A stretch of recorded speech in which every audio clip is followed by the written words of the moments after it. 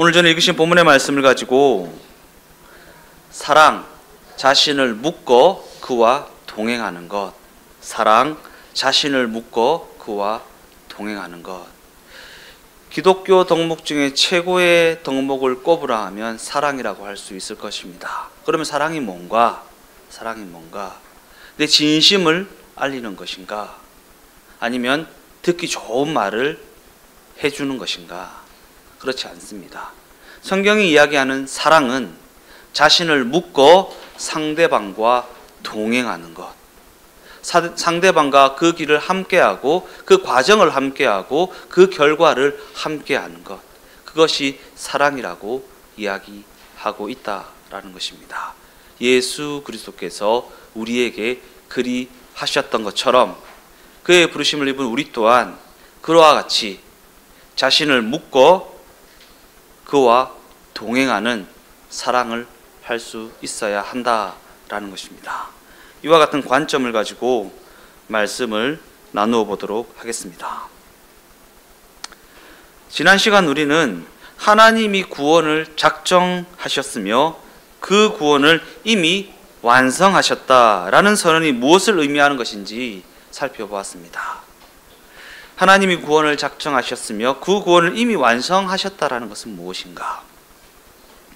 예수의 십자가가 증언하고 있듯이 구원은 이미 역사 속에서 일어난 사건이고 2000년 전 예수께서 인류를 위한 십자가를 지실 때에 구원은 이미 이루어졌다라는 것이 성경의 증언입니다.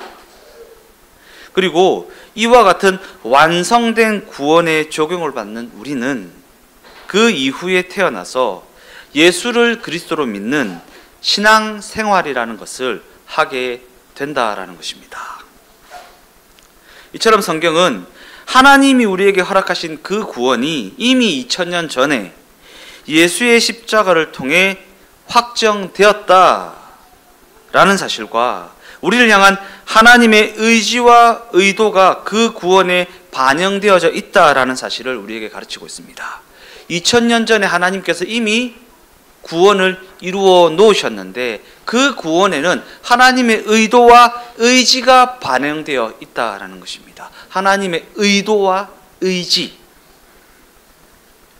미리 아신 자를, 미리 아신 우리를 미리 정하시고 부르셔서 의롭다 하시고 장차 영화롭게 하고야 말겠다라고 하는 하나님의 의지와 하나님의 의도가 그 구원 속에 포함되어져 있다라는 것입니다. 그와 같은 부르심을 입은 우리는 현재의 여정을 통해 하나님의 이르게 하실 영화, 곧 완성을 향해 걸어가고 있는 것입니다. 그와 같은 부르심을 입은 우리는 현재의 삶의 여정을 통해 하나님께서 궁극적으로 이르게 하실 그 자리를 향해 가고 있다. 그리고 성경은 이 과정을 고난으로 인도되는 시간이라고 말합니다. 오늘 대표 기도자가 기도했던 것처럼 하나님이 이 과정을 고난으로 인도하고 계시다. 즉 부르심을 입은 자들에게 이미 완성된 그 구원을 적용시키기 위하여 그들의 그 신앙 현실을 고난으로 채워 놓으셨다라는 것입니다. 2000년 전에 이미 완성된 그 구원을 우리 삶에 적용시키기 위하여 우리의 신앙 여정을 고난으로 섭리해 놓으셨다라는 것입니다. 물론 우리는 이 고난 때문에 구원의 소망에 대한 의구심을 가지기도 합니다. 이게 구원받은 거야? 이게 예수 믿는 거야? 안 해. 안 믿고 싶어. 이런 게 구원이라면 안 가고 싶어. 이게 신앙생활이라면 난 안 하고 싶어. 라는 식으로 의구심을 가지게 될 때도 있습니다. 이렇게 구원의 소망마저 흔들리고 있는 우리에게 로마서 5장은 이렇게 권면합니다. 로마서 5장 5절입니다. 소망이 우리를 부끄럽게 하지 아니함은 우리에게 주신 성령으로 말미암아 하나님의 사랑이 우리 마음에 부은 바 됨이니. 이는 우리의 신앙 여정은 하나님의 사랑이 붙들고 가는 여정이니까 걱정하지 마라. 눈에 보이고 귀에 들고 손에 잡히는 상황과 환경과 여건의 어떠함 때문에 걱정하지 마라. 하나님의 사랑이 그 여정을 붙들고 있으니까 그 결국이 너희가 걱정하는 그 모습이 되지 않는다라는 말씀입니다. 그리고 이와 같은 관점에서 오늘 본문은 우리에게 이러한 위로를 건네고 있습니다. 로마서 8장 35절 말씀입니다. 누가 우리를 그리스도의 사랑에서 끊으리요? 환난이나 공고나 박해나 기근이나 적신이나 위험이나 칼이랴. 누가 우리를 그리스도 사랑에서 끊겠냐? 환난, 공고, 박해, 기근, 적신, 위험, 칼. 무엇입니까? 상황과 환경과 여건입니다. 상황의 어떠함, 환경의 어떠함, 여건의 어떠함입니다. 환난이나 공고나 박해나 기근이나 적신이나 위험이나 칼, 그러한 것들이 우리를 위협하는 것에 두려워하지 말라. 누가 그리스도의 사랑에서 우리를 끊겠느냐라는 말씀입니다. 즉 그리스도의 사랑이면 충분하다라는 말씀입니다. 환경의 어떠함, 상황의 어떠함, 여건의 어떠함을 초월하여 그리스도의 사랑이면 충분하다라는 말씀입니다. 그런데 우리는 그 사랑이 우리를 붙들고 있다면 그 마음에 뭔가 확신이 넘치고 그 삶에 뭔가 모를 풍요로움이 있어야 하는 것 아닌가, 그와 같은 어떠한 구별된 모습이 있어야 하는 것 아닌가라고 말하며 하나님이 그 사랑을 오해하기도 합니다. 하나님이 사랑이 우리를 붙들고 있다며 그러면 내 마음에 뭔가 확신이 넘쳐야지, 내 삶에 뭔가 모를 저들과는 다른 풍요로움이 있어야 하는 거 아닌가, 윤택함이 있어야 하는 거 아닌가, 그와 같은 저들과 우리에 대한 구별이 있어야 하는 거 아닌가 라는 식으로 생각하며 하나님의 사랑을 오해하면서 에이 안 해, 안 믿어, 그 여정 안 가 라고 땡깡을 부릴 때도 있다라는 것입니다. 그리고 이는 성경이 말하는 사랑과 우리가 기대하는 사랑에 큰 차이가 있다라는 의미입니다. 성경이 이야기하는 사랑과 우리가 기대하는 사랑이 전혀 다르다. 더 나아가 이는 우리에게 성경이 이야기하는 사랑에 대한 올바른 이해가 있어야 한다라는 의미입니다. 성경이 이야기하는 사랑에 대한 올바른 이해. 그와 같은 관점에서 과연 오늘 본문은 하나님이 우리 편을 들어주시고 우리 결국을 정해놓으셨으니까 이제는 걱정하지 말라라는 결정론을 이야기하고 있는 것인가? 하나님이 다 이미 정해놨으니까 걱정하지 마라 라는 식의 이야기를 하고 있는 것인가? 우리는 이와 같은 이야기를 들을 때면 우리의 운명은 이미 결정되어 있으니 이제는 아무렇게나 살아도 된다라고 하는 괘씸한 생각을 하는 악한 성향을 가지고 있습니다. 하나님이 다 정해놓으셨다며, 그냥 무조건 천국이라며, 그러면 아무렇게나 살아도 되겠네? 라는 식의 괘씸한 생각 말입니다.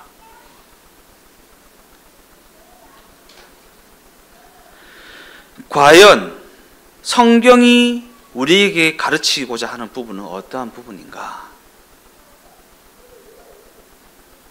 이는 오늘 본문 우리를 우리 주 그리스도 예수 안에 있는 하나님의 사랑에서 끊을 수 없다라는 선언에서 그 힌트를 찾을 수 있습니다.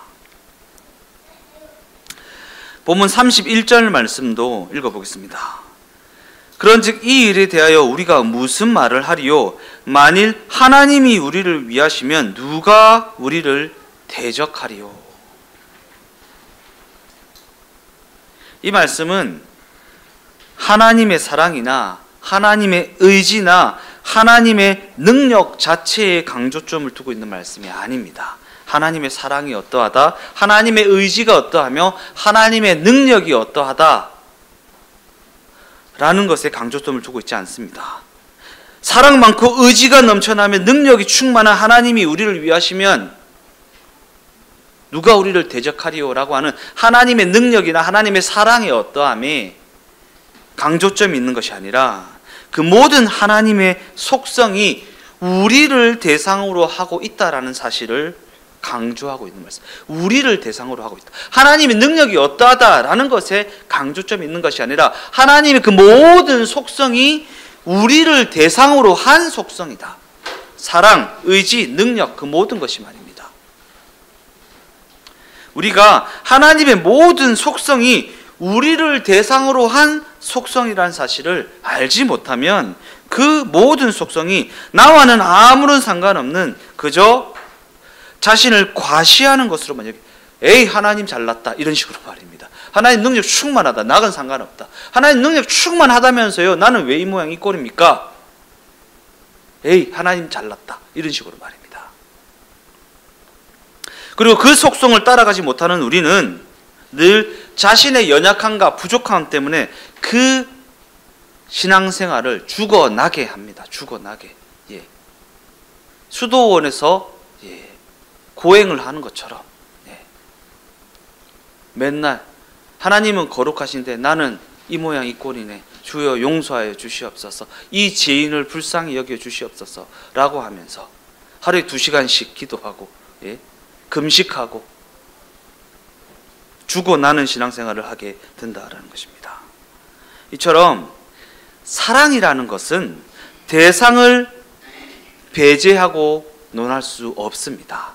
사랑이라는 것을 대상을 배제하고 논한다는 것은 스스로를 자랑하는 것에 불구하고 때때로는 상대방을 향한 학대로 이어지기도 합니다. 우리 부모들이 우리 자녀들을 향해 학대를 할 때가 얼마나 많이 있습니까? 사랑이라는 미명 아래, 사랑이라는 미명 아래. 엄마 아빠가 그런 소리도 못하나? 이런 거 말입니다. 그러나 사랑이라는 것은 대상을 배제하고 논할 수 있는 것이 아닙니다. 사랑이라는 것은 대상을 떠나서 홀로 성립될 수가 없는 영역에 있는 것이기 때문입니다. 그리고 이는 오늘 본문이 우리라는 단어를 여러 번 등장시키고 있다라는 사실에서도 확인할 수 있는 부분입니다. 우리요, 우리. 사랑이라는 것은 내가 잘나가지고 일방적으로 베푸는 그러한 것이 아닙니다. 대상이 있고 대상을 배려하여 베풀어지는 게 바로 사랑이라는 것입니다. 그와 같은 관점에서 우리가 잘 아는 고린도전서 13장은 흔히 사랑장이라고 불리는 본문입니다. 그리고 이 본문에는 우리가 자주 놓치게 되는 깊은 내용이 다뤄지고 있습니다. 곧 사랑이라는 것이 추상적인 관념에 머무르거나 공허한 명분에 그쳐서는 안 된다라는 것입니다. 추상적인 것, 공허한 명분이 되어서는 안 된다. 이와 같은 내용을 고린도전서 13장은 3가지 예를 들어 이야기합니다. 사랑은 천사의 말을 하는 것이 아니다. 사랑은 산을 옮기는 능력도 아니며 자기 몸을 불사르게 내주는 열정도 아니다. 그렇다면 과연 사랑은 무엇이라는 것인가? 예를 들어 설명하자면 오늘 대표 기도자가 기도 때도 얘기했던 것처럼 사랑의 대표적인 속성은 long suffering이라고 하는 오래 참음이라는 것입니다. 오래 참음. 그런데 이 오래 참음이라는 것은 상대방의 어떠함을 참아주는 것입니다. 그죠? 상대방의 어떠함을 참아주는 것이다. 대상이 있습니다. 그냥 오래 참는 것이 아닙니다. 그냥 한증막에 들어가서 아무도 없는 곳에서 내 혼자 막 끙끙대며 참아내는 것이 아닙니다. 상대방의 어떠함을 참아주는 것입니다. 즉 사랑은 대상이 있어야 하는 것이기 때문에 사랑이라는 것은 대상 없이 자신 혼자만의 것으로 치장할 수가 없다라는 것입니다. 사랑을 가지고 내 혼자만의 것으로 나는 사랑이 충만해, 대상 없이 나는 사랑이 충만해 라고 스스로를 치장할 수 없다. 사랑에는 꼭 대상이 있어야 한다라는 것입니다. 오래 참고 온유하고 시기하지 않고 자랑하지 않으며 교만하지 않고 무례히 행하지 않는다는 것은 전부 대상이 있어야지만 가능한 것들입니다. 대상이에요, 대상. 그와 같은 관점에서 우리를 하나님의 사랑에서 끊을 수 없다라는 본문의 선언은 하나님의 사랑이라는 것은 우리라는 대상이 없이는 불가능한 것이기 때문에 그는 우리를 찾아오셨던 것이다. 그리고 그가 지신 그 십자가는 우리를 대상으로 한, 우리를 위한 십자가이다라는 의미입니다. 이 시대 많은 신자들이 우리 교회는 사랑이 없어 라는 식으로 말하는 경우가 있습니다. 우리 교회는 사랑이 없어. 그런데 이는 대상이 없는 사랑의 대표적인 예라고 할 수 있습니다. 우리 교회는 사랑이 없어 라고 할 때에는 대상이 없는 사랑의 대표적인 예이다.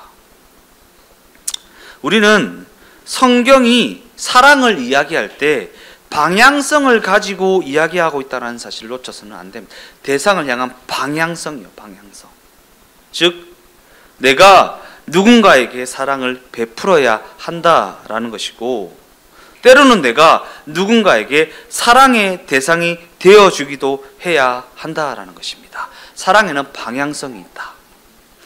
사랑을 줄 줄도 알아야 하겠지만 사랑을 받을 줄도 알아야 된다. 누군가가 사랑을 베풀 수 있도록 그에게 사랑의 대상이 되어줘서 기회도 줄 줄 알고, 또 물론 사랑을 베풀 줄도 알아야 한다라는 것입니다. 물론 사랑이라는 것은 앞서 얘기했던 것처럼 명분을 가지고 강요할 수 있는 영역에 있지 않습니다. 어떠한 잣대를 가지고 그에 따라 평가를 할 수 있는 것도 아닙니다. 사랑해야 합니다. 이러니까 사랑해야 합니다. 라는 식으로 명분을 내세워서 강요할 수 있는 부분이 아닙니다. 어떠한 잣대를 가지고 사랑 잘했네, 사랑 못했네 라는 식으로 심사를 하거나 평가를 할 수 있는 부분도 아닙니다. 그럼에도 성경은 사랑을 말할 때 우리가 지녀야 할 방향성을 이야기하고 있다라는 것입니다. 즉, 상대방을 향해 너 이렇게 좀 해라, 저렇게 좀 해라 라고 말하기에 앞서 어떻게 하면 그가 그렇게 할 수 있을지 고민하는 그러한 사랑을 하라는 것입니다. 너 이렇게 좀 해라, 저렇게 좀 해라. 예. 부모가 자식한테 하는 얘기잖아요. 너 이렇게 좀 해라, 저렇게 좀 해라. 예. 그런데 그렇게 말하기에 앞서 어떻게 하면 그가 그렇게 할 수 있을지 고민하는 방향성이 있는 사랑을 해야 한다라는 것입니다.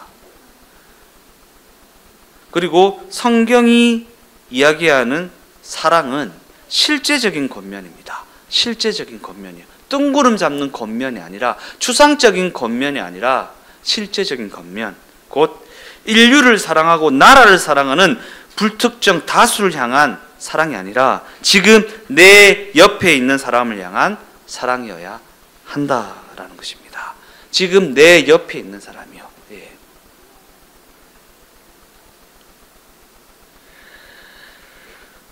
성경은 예수님이 이 땅을 찾아오셔서 인생을 살아내시고 십자가 대속의 죽음을 감당하시고 또한 부활 승천하심으로 말미암아 이 세상의 신자들을 향해 더 이상 죽음과 사망이라는 공포를 가지고 위협할 수 없도록 만들어 놓으셨습니다. 더 이상 세상의 신자들을 위협할 수 없도록 만들어 놓으셨다. 죽음을 향해 가던 그 모든 인생이 예수와 묶이면 새 생명을 얻게 되기 때문입니다. 죽음을 향해 가고 사망을 향해 가던 그 모든 인생이 예수와 묶이게 되면 새 생명을 얻게 된다. 그러면서 성경은 이 복음의 내용을 하나님의 사랑이라는 관점을 가지고 이야기하고 있다라는 것입니다. 하나님이 세상을 이처럼 사랑하사 독생자를 보내주셨다. 이와 같은 관점에서 성경이 이야기하는 사랑은 그저 듣기 좋은 소리나 해주고 속을 다 꺼내 보이면서 그 진심을 증명하는 것에 있는 것이 아니라 상대방을 찾아가 자신을 묶는 것에 있습니다. 상대방을 찾아가 자신을 묶는 것. 상대방의 운명과 그 현실에 자신을 묶어서 그 모든 결과를 그와 함께 하는 것이 바로 성경이 이야기하는 사랑입니다.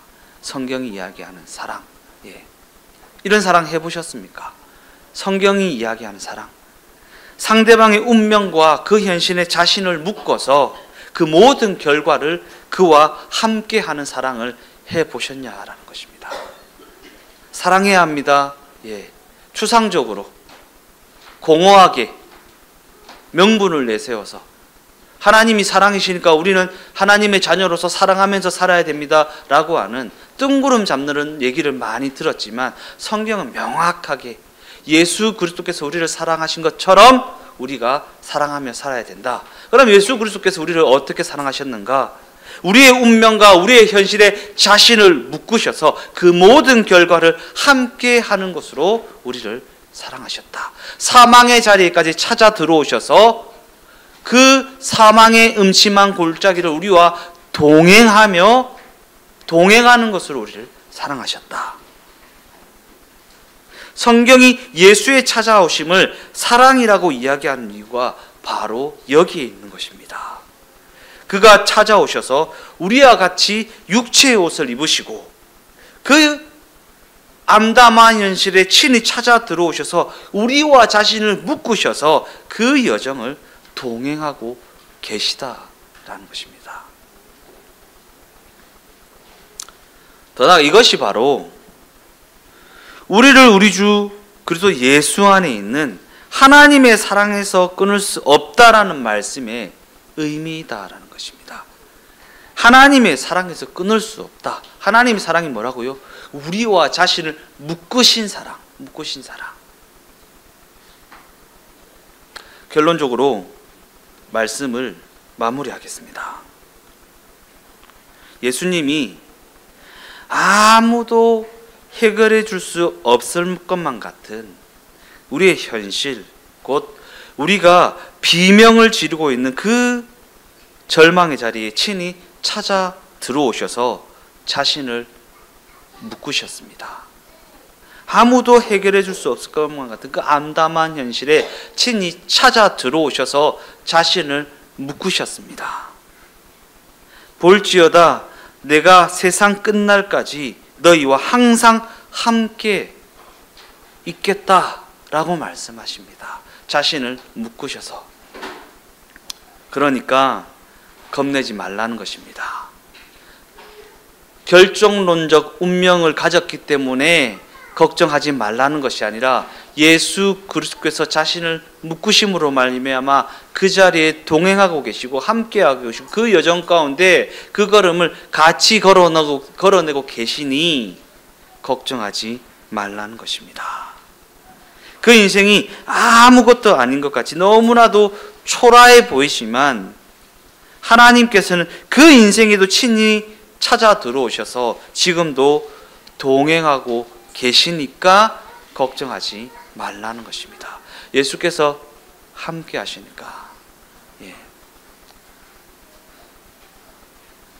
애들이 엄마를 찾잖아요. 아무 일도 없는데 그냥 엄마 웃잖아요. 그럼 엄마 여기 있어 하면 괜찮습니다. 예. 우리가 그들에게 먼저 문제를 해결해 준 게 아닙니다. 엄마 여기 있어 하면 괜찮습니다. 근데 우리는 예수님이 나 여기 있다 하는데 안 괜찮잖아요. 그죠? 그것으로 안 괜찮잖아요. 근데 성경은 그것으로 괜찮다라고 얘기합니다. 그것으로 괜찮다. 더 나아가 주의를 한번 돌아보십시오. 주의를 한번 돌아보십시오. 하나님이 우리와 묶어 놓으신 내 이웃들이 우리 앞에 서 있습니다. 하나님이 우리와 묶어 놓으신 내 이웃들이 우리 앞에 서 있다. 그들을 어떠한 명분을 가지고 멀리하거나 나와 성향이 다르다고 해서 나와 코드가 맞지 않는다고 해서 외면하는 일이 없게 하십시오. 그들과 동행하며 그들을 편들어주고 그들과 함께 울고 웃으며 그들이 우리로 인하여 위로를 얻게 하십시오. 예수의 사명이 그러했던 것처럼 우리의 사명이 그러하기 때문입니다. 자신을 묻고 그와 동행하는 것, 그게 우리의 사명이기 때문입니다. 더 나아가 성경은 자신을 묻고 그들과 동행하는 것, 곧 그들의 운명과 현실에 자신을 묻고 그 모든 결과를 함께 감당해 나가는 것을 사랑이라고 말하고 있기 때문입니다.